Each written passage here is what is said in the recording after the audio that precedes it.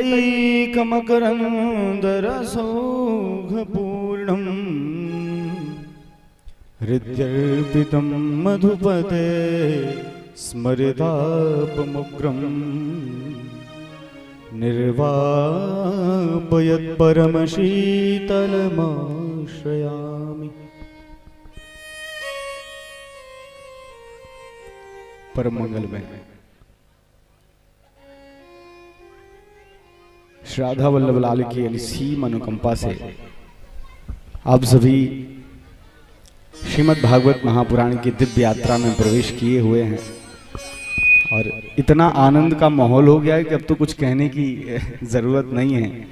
अभी थोड़ा कर्कशा सा लगेगा, हाँ। क्योंकि जिस आनंद में आप सभी प्रवेश कर रहे हैं उसके लिए तो अब शब्द बाकी नहीं है। हुआ होगा द्वापर में कृष्ण का जन्म, लेकिन आज शांति नगर में जरूर हो गया। व्यासपीठ पर विराजमान हमारे ज्येष्ठ भ्राता सर्वेश्वर शरण जी महाराज, जिनकी वात्सल्य दृष्टि दास पर सदैव बनी रहती है। मैं विगत 3 दिनों से केवल फोन पे इनकी कथा सुन रहा हूं। रात्रि को कथा करता था और सुबह से इनकी कथा सुनता था फोन पे, और इतनी उत्कंठा हुई कि आज ही विश्राम हुआ। वैसे संध्या काल में ही कथा प्रारंभ होती है, लेकिन मैंने जबरदस्ती दिन में कथा करके भाग के आया हूं कि मुझे सुनना है, सामने बैठकर सुनना है। फिर भी लेट होते होते फिर भी 9:30 बज ही गए थे। और आप लोग का बहुत बड़ा भाग्य है, भगवत जी का आपने श्रवण भी किया होगा। भाग्योदयेन बहुजन्म समर्जितेन सत्संगमं च लभते पुरुषो यदा वै अज्ञान हे तु कृतमोह मदान्तकार नासंविधा हि तदोदयते विवेकः। एक जन्म नहीं, 2 जन्म नहीं, 3 जन्म नहीं, अनंतानंत जन्मों का जब भाग्य पुण्य उदय होता है तब जाकर के ऐसे आनंद में गोता लगाने का अवसर प्राप्त होता है। गोस्वामी जी भी यही बात कहते हैं, पुण्य पुंज बिनो मिलही न संता। लेकिन महाराज जी दूसरी बात कहते हैं। दूसरी बात क्या है? बिनु हरि कृपा मिलहि नहीं संता। सत्संग 2 प्रकार से प्राप्त होता है। या तो आपके पुण्य में इतना प्रताप हो, पुण्य में इतनी पावर हो कि सत्संग प्राप्त करवा दे। दूसरा, या तो हरि की कृपा हो तब सत्संग मिलता है। तो ये आप कैसे पता करोगे कि हरि की कृपा से मिल रहा है या आपके पुण्य के प्रताप से?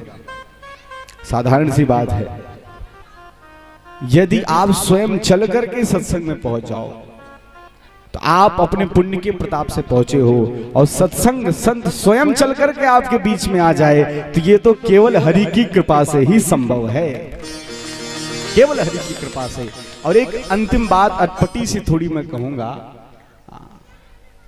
कि भगवान कृष्ण, भगवान हरि चाहें तो वो भी भागवत प्राप्त नहीं करवा सकते।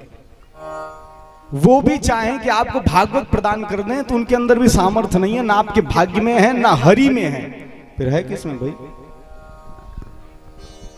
एक कथा छोटी सी मैं बताऊंगा इस दृष्टांत के माध्यम से।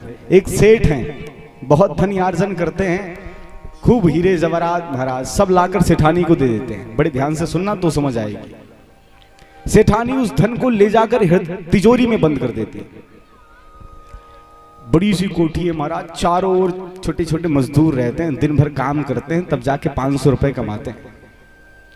एक दिन सेठानी पागल हो गई, तिजोरी की चाबी खोली महाराज, सारे धन को अपने आंचल में बटोरा, छत के अट्टालिके पे चढ़ गई और जो लुटाना शुरू किया।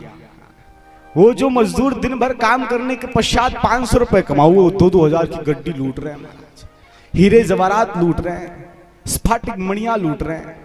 अब आपके मन में भी लड्डू फूट रहा होगा, कहीं हम भी होते तो आनंद आ जाता। ये सेठ कोई और नहीं है, हमारे श्री कृष्ण हैं। ये भी इस धराधाम पर आकर खूब लीला धन एकत्र करते हैं, जिस लीला को आप श्रवण कर रहे हो, और उस लीला धन को ले जाकर श्री किशोरी जी रूपी सेठानी को दे देते हैं। श्री राधा जी अपने हृदय की तिजोरी में उन लीला धनों को बंद कर लेती हैं, और हम कलिकाल के कलुषित बद्ध जीवों को देख करके किशोरी जी को कृपा का उन्मत्त छाता है, और कृपा के अट्टालिके पर चढ़ करके जो हम जीव भागवत जी के एक शब्द सुनने के अधिकारी नहीं हैं, बैठ करके भागवत जी और नंदोत्सव में आनंद लूट रहे हैं, ये केवल श्री किशोरी जी की कृपा से संभव हो सकता है। न हरि चाहते न हमारा भाग्य, केवल श्री किशोरी जी की कृपा से संभव हो रहा है। और इसी आनंद में आप सब गोता लगाते रहिए। और चतुर्थ दिवस संपन्न हो ही गया है, 4 कदम चल दिया है, 3 कदम चल करके श्री राधा गोविंद की प्राप्ति आप सभी को करनी है। एक बार प्रेम से बोलिए राधे राधे, बोलिए राधा वल्लभ लाल की जय। जय हो।